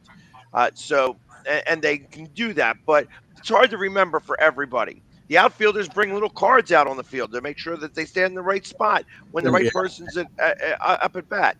So the pitcher can't do that. The pitcher can't say, oh, this guy likes this, so I'm going to call this play here. You know what I mean? He doesn't get the opportunity to do that. So that's got to be somewhat reliant on the catcher. I will say that I'll bet you some, like Scherzer you brought up as an example, he very well might be calling his own game anyway, because if you're shaking the catcher off, then you're making the call of what the pitch is, right? So some guys, I think, probably call mostly their own game anyway, and Scherzer might be one of them. And some great pitchers like Halladay might need some help for sure. So, right, in Sparky Lyle's book, The Bronx Zoo, I think he referred to when he was a rookie on the Red Sox. Elston Howard had gotten traded from the Yankees to the Red Sox. He was the catcher. And Sparky Lyle shook Elston Howard off, and Collier Stremski gave Sparky Lyle an earful. Yeah. Who do you think you are shaking off, this established, you know, great catcher who's been around forever, and you're a rookie and you're shaking him off? I remember that story. That's a great book, by the way. I love that. I got to reread that book. That's a great book. I have never read that book, so I don't know. You know, but George Steinbrenner was a pioneer, guys. He's the guy who started with the walkie-talkies and positioning outfielders, and people don't give him credit for it. They got fined for some of that stuff too. Back in the 80s, I think, possibly, for moving guys and having an eye in the sky. Gene Michael used to be the guy up in the stands with a walkie-talkie at one point. Wow, I didn't realize they got fined for that. That's crazy to think of it now. I don't remember all the particulars, but yes, he was one of the pioneers of that. It was really the position. Theoretically, it was the position guys, but they were probably out there trying to steal signs. I mean, right. And just to jump backwards a quick second, Take Me Out to the Ball Game was originally written in 1908 and was first performed at a baseball game in Game 4 of the World Series in 1934. Wow, awesome stuff. Yeah, wow. Just to find that out, it was also a movie with Frank Sinatra in 1949. Jack, you were at that. Were you at that game, Jack? Well, no, I couldn't get a ticket. It was sold out. The World Series Game 4. In 1934, I mean, I couldn't even tell you who played in that. Listen, I could tell you the golden age. I mean, I actually really did live through some of it. In the 77 World Series, I went to the Yankee-Dodger World Series. You could park your darn car. I got there early enough, and I parked for free 5 minutes from the stadium. They have a market by Yankee Stadium. I parked there, no worries about getting a ticket. Went to all 3 World Series games, 5 minutes from my car's the stadium. Try doing that today, your car's going to get towed. Absolutely. Or without a doubt. Or stripped, one or the other. Oh, yeah, exactly. So yeah, I know that when I went to, I've been to the new Yankee Stadium once. I've been to old Yankee Stadium once. I'd like to, speak to Keith about yesterday's game and just make a quick statement and then let Keith take it, all hear what he has to say. Pretty impressive showing by Brian Hoyer, quarterback in New England. There's a chance he might be QBing for them this year. Took 25 minutes. Took 25 minutes to make it happen. If Mac Jones slips just a little bit, Belichick is gutsy enough to put Hoyer in because Hoyer's one of his favorites. Actually, I think Belichick, like myself, has seen Brian Hoyer play in actual games, and that will not happen unless he's very desperate. But we did talk this morning, Jack, that you would definitely bring up that your favorite NFL quarterback threw a touchdown last night.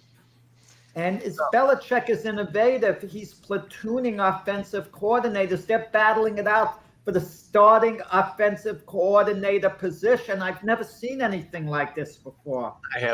This is where I think he may have lost his mind. I don't know what he's thinking about. This is not working out well. It's not working out well in camp and practices. The offense has been a disaster so far in camp. And it's affecting Mac Jones. It's affecting the growth of the line. You got 2 guys, nobody knows who's in charge. You're trying to change a scheme, and I'm starting to have a bad feeling about my optimism of this season. I mentioned this to Byron. Could this be used as somewhat of a crutch that Belichick kind of sees the writing on the wall here and says that this team's not going to be very good, and I'm going to try to take some of the responsibility away from the players and put it more on my coaches, so that if we start off not doing so well, like if we start off and go 1-3, or I guess 2-2 would still even consider it a success, but 0-4 and 1-3 would not be. That he could then say, "Yep, I got to change the momentum here, so we're going to switch from Patricia to Judge, or from Judge to Patricia." Actually, and I would probably start with Judge initially, because if you're not going to win, you might as well take out the guy who's used to losing most recently, although they both were. It's possible. Listen, I can't get in Bill Belichick said. I don't know what he thinks about.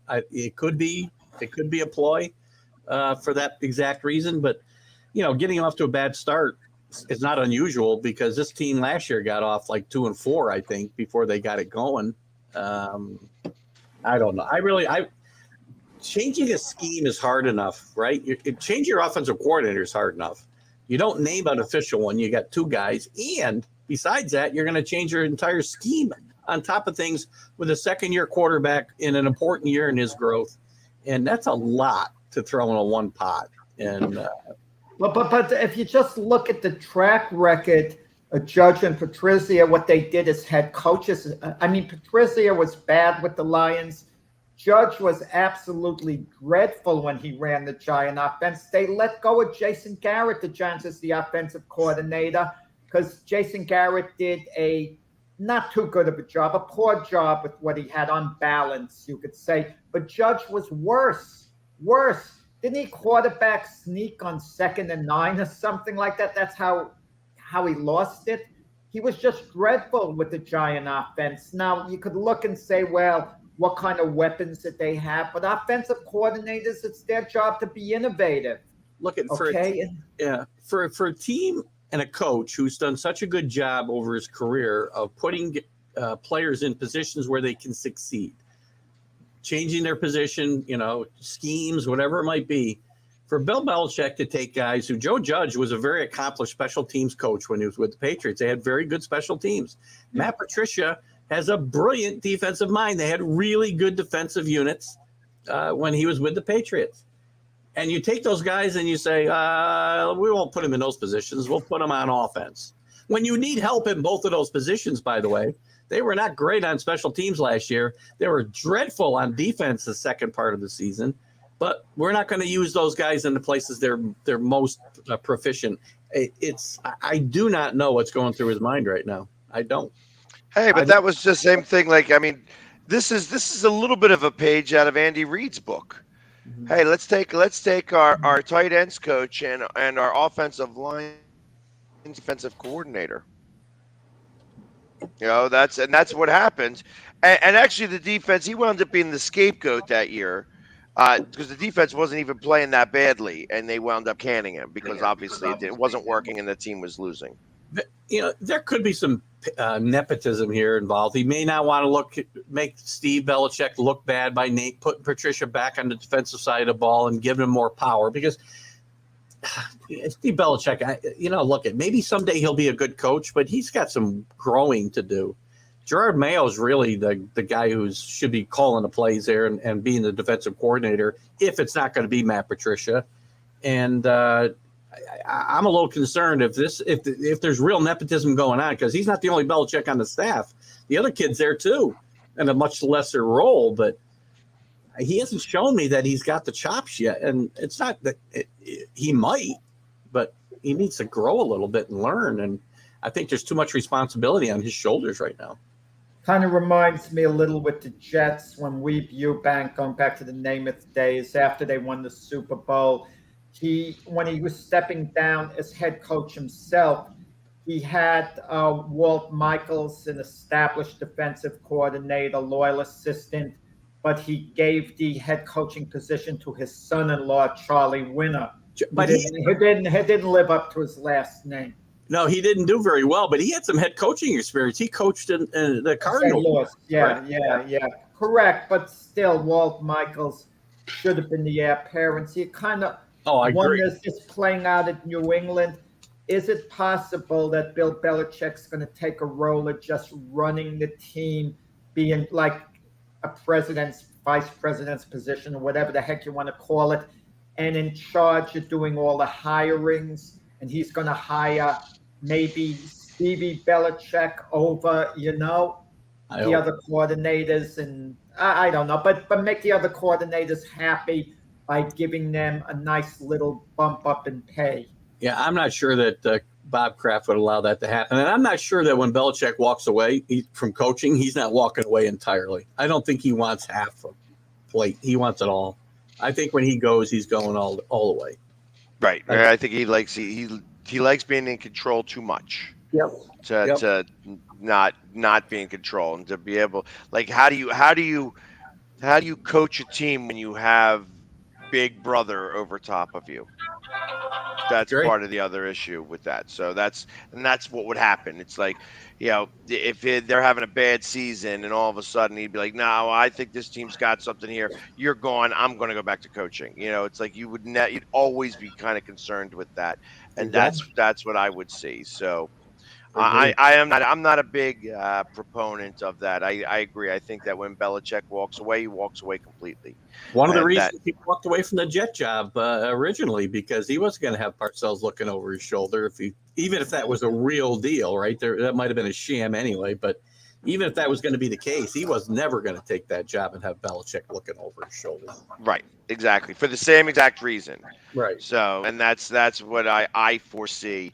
That's why I think that when he finally does retire, which is probably going to be in about 2 years, I think he's got 2 more years left, and then he's going to retire. Or it could be as early as this year. If this is a bad year for the Patriots, I wouldn't be surprised. I think it depends. I think Robert Kraft is the key guy. If Robert Kraft puts no heat on Belichick and Belichick truly feels he could run the organization how he wants, he's under no pressure. I just think he's a football lifer. He does it until he drops, basically. I mean, you get some people like that, okay? They just want to keep going. That's what they love doing. That's what they are. But Yeah. if Kraft is really pressuring him, okay, I mean, it's not inconceivable, and I know I talked with Keith about this before, but it's not inconceivable that if the Patriots have a really bad year, go like 6-11, which is a possibility, Kraft might decide to go in another direction. It's not inconceivable. At one time, I would have said it was. I'm not so sure with some of the things that are going on right now that it isn't possible it could happen. And I think Belichick, I do think as far as his plans, I think it is very important to him to win a Super Bowl without Tom Brady. I do. And I think he'll stay, as long as they let him stay, trying to do that. I think he'd like to. I don't know. I mean, to us, we like to point it out. Well, it's important, this and that. But Belichick himself is taking the high road on that. And when asked, he says, no, I couldn't have won a Super Bowl without Tom Brady. He's sometimes you become content. And you figure, no, he's the greatest of all time. I needed him to win a Super Bowl. And by saying that and going down that road, as a coach, he tends to be given more credit. Because now, and we know, we know Belichick was the single most important person in probability to, them winning a championship. Any NFL coaches, for the most part, when you win all those championships. Whatever. They needed each other. That's clear. They needed each other, but the dynamic changed when Tommy went to Tampa and won a Super Bowl. I think that changes Belichick's mindset a little bit, that I really need to win one. He's going to say whatever he's going to say in public, which isn't a lot anyway. Can you imagine, guys, had Belichick made nice to Brady all along, tried to accommodate him? Brady probably never leaves New England, and he's probably the quarterback now. And can you imagine the dynamic? He wouldn't have gotten the Super Bowl at Tampa Bay. He'd still be playing with them. People would be saying, oh, Brady's got to be maybe at the end of the line. And Belichick would be saying, no, he's my guy. He could be quarterback as long as he wants. And the owner of Miami wouldn't have been suspended. And the whole lost the dominoes that fell. Yeah. We probably would have landed a man on Mars by now, probably as well. That's good. Hopes and dreams is kind of what I look at that. Antonio Brown, wide receiver for the Patriots at the moment. Okay, with Brady, the quarterback. So, another thing that I wanted to mention that Jack brought up to me yesterday, and of course it was all around Twitter the day before. Keith Hernandez, the announcer of the Mets, said some specific words saying that he didn't want to call the Phillies games because he doesn't like the way that the Phillies play, and that the Phillies style of defense isn't really, baseball. And I wanted to get your take on that, because I added a little bit of a rant, and of course Jack likes times, but we didn't get a chance to talk about this on Started Up, and I feel like this may be a better arena to do so. I think Keith Hernandez. I've never been a big Keith Hernandez fan as a person. I thought he was kind of full of himself always. Nice, really good player, great defensive player, a clutch offensive player. A lot of the times, his numbers weren't always gaudy, but they were good. Good leader by all extent, by all reports. But I always felt like he feels like he's smarter than everybody else. When I listen to him announce, I feel that way sometimes. And for him to look at it's way. Do I think the Phillies are put together perfectly as a perfect baseball team? No, they aren't. But look around baseball. I mean, they're not. Buck's done a great job of changing the culture with the Mets, so it's probably a more fun team for him to watch these days. But he's watched a lot of Met teams over the years that were just as ill put together as this Philly team, if you want to look at them that way. And I didn't see him not showing up for those games because he was getting paid. So show up and shut your mouth. It's his job to talk about the teams. But go there, and you want to berate the team and talk them down, at least show up and let the fans kind of give you the finger up on the booth and whatever else they got to do. But, Keith Hernandez, If I'm a Philly fan, I wouldn't lose it now to sleep over him. If it gives the Phillies a little more impetus this weekend, then good for them. Yeah, I hope so. I hope that I hope that there's like 3 or 4 errors by the Mets over this weekend. So that. But now let me ask you guys this: is anything Keith Hernandez said, is it untrue? The Phillies have played choppy, fundamental baseball over the years. No, my problem is I'm not saying what he said is necessarily untrue. I think it's a flawed team that's playing good baseball right now. But for him to say I won't show up and watch it because it's not worthy of my time is what he basically was saying. That's what's wrong about this whole thing. And on top of that, I mean, think about how defenses play these shifts. That first off, they would never have done stuff like this, like as profound as they have. They've made shifts and stuff like that, but nothing as profound as is where the third baseman's going to play left or right center field and things like that. So the whole game is in its entirety has changed. Yeah. So for him to go ahead and just go ahead and bap. That's all he's doing is bap. Like I said, it's nothing to me. He was a marginally good player who had some good defense. He had some good defense, but he played on great teams that he was the afterthought of that team, and he happened to be the best of a bad bunch when the first baseman weren't the biggest deal until after he retired. That's when you had the Mark McGwire. That's when you had Mattingly even. I would take either one of those guys over top of him. And he was just a little bit better defensive player who was a halfway decent hitter. It was a great listen. If you took a poll just for the heck of it and not amongst us three and asked fans in general who was the greatest defensive first baseman of all time, there's a good chance Keith Hernandez wins that poll. I'd probably he's voted as such. Or you take the sports writers, there's a good chance he wins it. I'd give him that, but Pags is right. A lot of his notoriety is because he played on a great team, in a colorful team in New York in the 80s with the Mets. And I would argue that in the time that they overlapped in New York, Don Mattingly was a much, much better ball player overall than Keith Hernandez. And if people want to talk about Keith Hernandez for the Hall of Fame, like Met fans want to do, then Don Mattingly better be getting in right with him. Yeah, it'd be the Hall of somewhat good, not the Hall of Fame.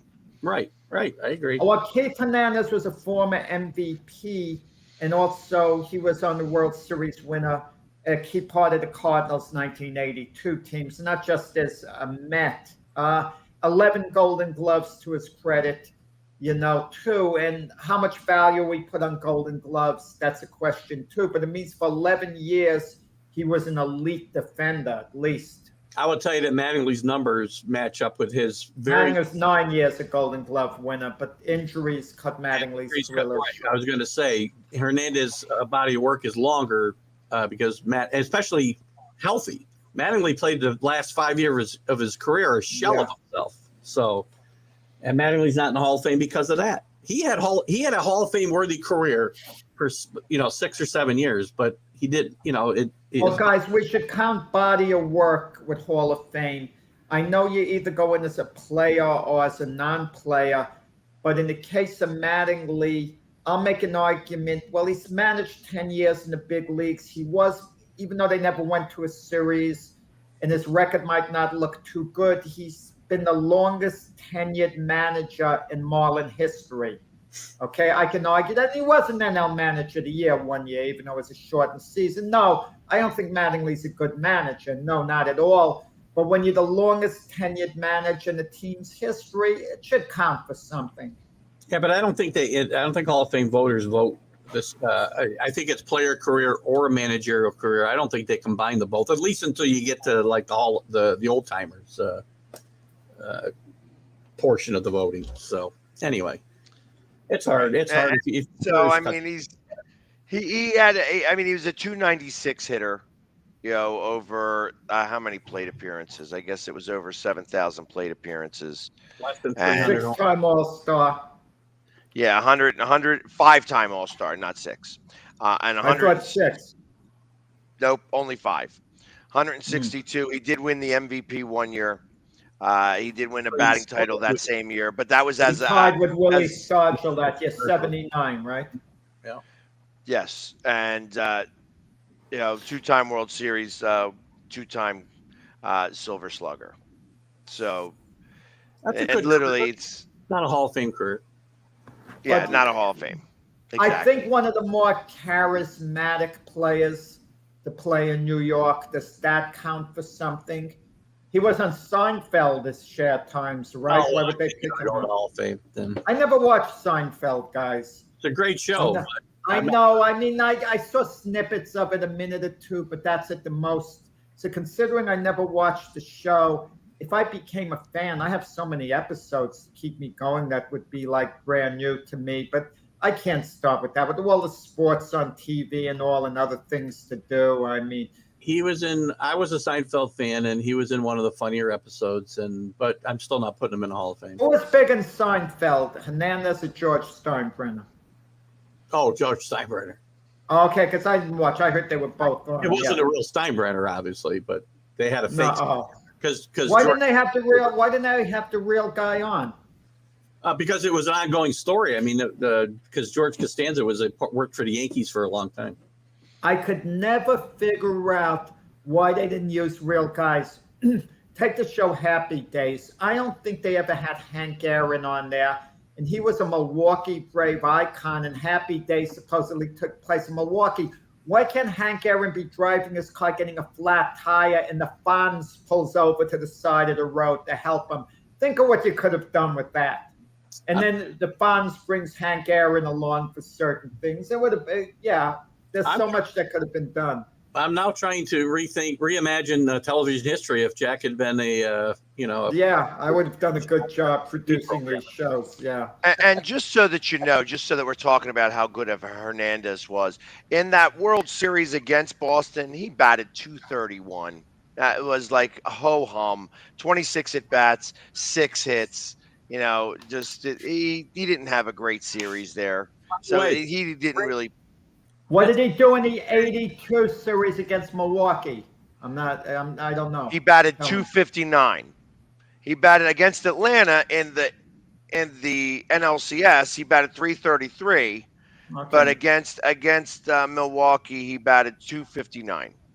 Well, how many walks did he get? Did he get a share walk? 4 walks, 2 strikeouts. And to Peg's point about the '86 World Series, this great leader of this team, by the way, in that final inning, he was in the clubhouse getting undressed and had to go back and get dressed to go bat in that inning. No, Keith. He didn't want to, because he made the second out in the 9th inning. It looked like the Mets were going to lose for sure. And he didn't want to see the Red Sox celebrating on the Shea Stadium field. But he admits, to his credit, he was wrong. He wished he'd never done that. Good, but when he was in the locker room, he was in there with other players, and they were turning their caps backwards or something, or trying to rally. But it was wrong. He was flat out wrong with what he did. For sure. I mean, right. Yeah, he admits it. He admits it, and he regrets it. Good. Of course he does. Of course he regrets it because they wound up. That's what you have to say. Yeah, like I said, he's just a bag of wind who tried to get a little bit of a fire put under the Philly fans, because he knows that, hey, well, maybe if I put a soundbite in there, I can get roasted by all these Philly people. That's what it is. Do you realize if Hernandez could be young again and play baseball, and he could have it put into his contract, certain teams not to be traded to, the Phillies would probably be on that list that he wouldn't want to go to Philadelphia. He'd have a clause, Pax, in his contract. He can't be traded to Philadelphia. I don't want him. I don't care. I don't care that he don't want to be here. There's certain players I don't want here, and if you don't want to be here, I don't want you here. Like I said, he's a big bag of wind as far as I'm concerned. Well, he was irrelevant. He was irrelevant.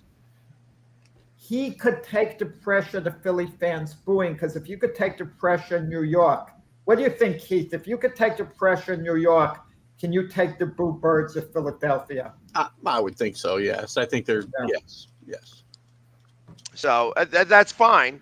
That's all fine and dandy. And by the looks of the way that he batted in big games, it probably would have received a lot of boos.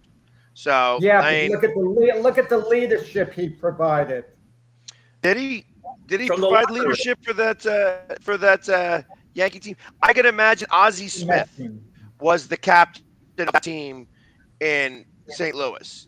And then I'd be willing to bet that it was either Lenny Dykstra or Gary Carter or maybe even Darryl Strawberry who had the locker room really. For the Mets. That was kind of split. Strawberry wasn't a leader. He was a great talent.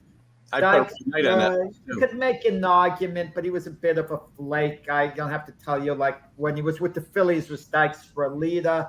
Indirectly, maybe you could make that case. But Carter, was he a leader? It's kind of hard. Ron Darling says both Carter and Hernandez were leaders. Darling is Hernandez's personal buddy, plus they're broadcasters together. When Carter was, Darling's catcher, so he praises both of them.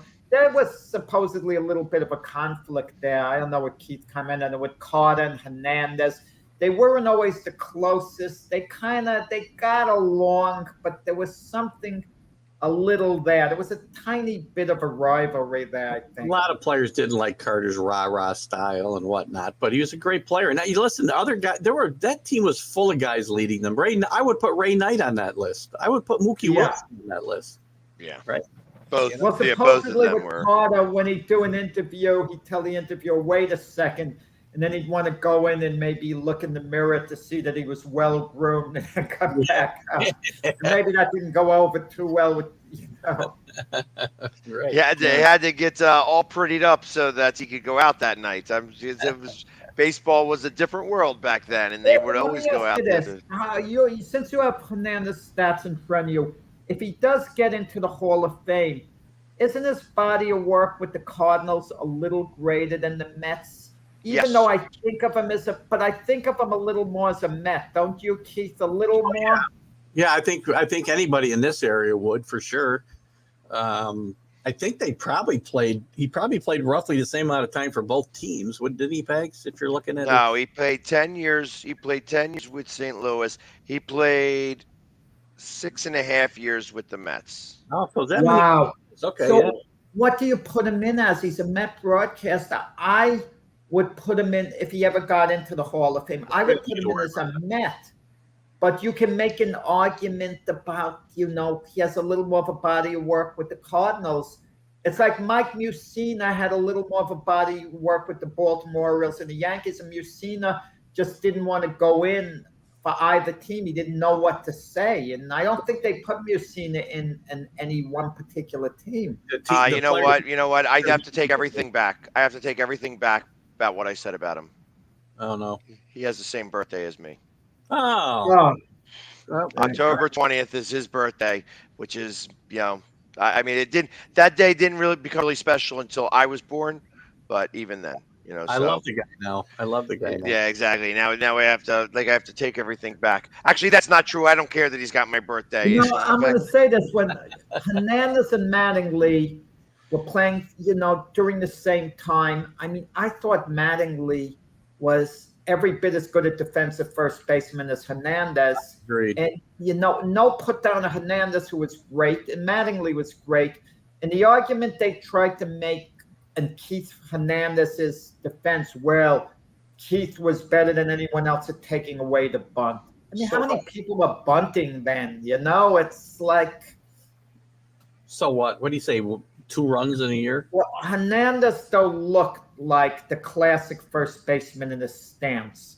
No one had a better looking stance than Hernandez at first base. You have a still picture of a first baseman. Hernandez looked beautiful there like that, better than Mattingly looked. But Mattingly, as Billy Martin said, was like a cat at first base. He was phenomenal. He was great. Phenomenal first baseman, Mattingly. People don't realize that, how good he was defensively. He played some third base left-handed for the Yankees, by the way. Not a lot, but a couple times Billy had to move him to third base in some interesting defensive swaps. So, a left-hander to be able to have the athletic ability to play third base is pretty cool. Yeah, let me ask you this. Will there ever be a left-handed regular third baseman? You don't hear about it, but I understand the turn. If a ball's hit down the line, you have to turn to throw to first. That's a tough one, but at least you got your glove towards the line when you want to protect against an extra base hit in the later innings. You don't have to play as close to the bag either. Yeah, I don't think you'll ever see a regular left-handed third baseman or a shortstop. I just don't. But unless somebody who really starts to transcend like that, that's somebody who literally is above, above the means of everybody else. Like you'd have to really go out of your way, and it would have to be an anomaly. Like it's one of those things that that person probably bats both ways and throws both ways. You know what I mean? Because realistically, you have a left-handed batter like Bryce Harper. He bats left-handed, but he throws and catches right. You know what I mean? He throws right-handed. So, and there's a lot of players like that. There's a lot of players who will bat left-handed, but are throw right-handed. You got to remember who's running baseball now, Rob Manfred. There's always a chance to put a rule in that we're going to start, running the opposite way around the bases because fans see that. Yeah, we're going to start with a man on third, and we're going to go third, second, first, is what you're saying. Yeah, so that way you could use a left-handed third baseman. So Rob Manfred might want that. Yeah, the 3-4-5 double play. I have to get Major League Baseball without ripping Rob Manfred at least once. Hey, I understand. I mean, it's as they say in the commercial, the guys who run baseball, they try very hard to ruin it. Yep. I don't like that segment. Obviously, they don't try hard to ruin it. They just listen. Even putting the run at second base, extra inning games could go on. I don't want an 18-inning game. Why not? Brutal. Why I not? hate it. They happen so infrequently. They happen so infrequently that it shouldn't matter. Those 18 games, I remember the Phillies being in like a 24-inning game and such like that, where the pitchers are coming in and they're doing that. I mean, that's like those grinding games are part of what baseball is about. And being able to recover from them afterwards is a mark of a good baseball team, and that's all taken away. So I went to that game that Jeter made the catch and dove into the stands against the Red Sox, and I went the next day also. The Yankees were playing the Mets at Shea Stadium, and the Yankees got trounced the next day. They had nothing left after playing that, the 14-inning game with the Red Sox. It happens. I mean, it's part of the game, though. I mean, you might change it. I want to see those games. What's better than nail biter 18-inning game? You don't, and as Pag said, you don't get them every day. That's why they're so fun to watch, in my mind. Right. It's like they switch to these day-night doubleheaders now where you have to leave the stadium to come back. I mean, traditional doubleheaders were fun for people. You know what I mean? That's you watch both games. You know what I mean? And even back in, what was it, in the 40s, late 40s, they would have doubleheader all-star games. You know what I mean? 60s, early 60s, I think they did that for 4 years or so. Yeah. Right. I thought it coincided with 4 years after the World War. Yeah, they weren't double headers, but they played 2 games a year, not the same day. Oh, okay. So, yeah, they played 2 All-Star games. Yeah, see, that's all new stuff to me. So, but like I said, I remember seeing that and being like, oh, there's 2 All-Star games. They had a double headers, but I guess that makes more sense if they took, they had a week off and they played 2 games instead of just 1, and then you could actually play them like real games rather than having to worry about putting in every pitcher and getting everybody in there to play. So yeah, I don't really know what the catalyst was for it either. It's something I'll have to check out because now I'm interested. These little tidbits of trivia I like to know. The anomalies of baseball's lore. So, but anyway, we are through our 2-hour segments here. I appreciate Keith for coming on. As I know he's about to jump off to another show here. He's one of the busiest guys here on the Northeast Streaming Sports Network. So, and tomorrow we have Dr. Paul Seminger. Hopefully I didn't kill his name. I think I said that right. With the debate show. So it's going to be myself, Jack, and Dr. Paul for the first time in a few weeks. It's not we're getting the old band back together again. So for Jack and Keith, this is Jamie Pags saying so long and see us tomorrow. Have a great day.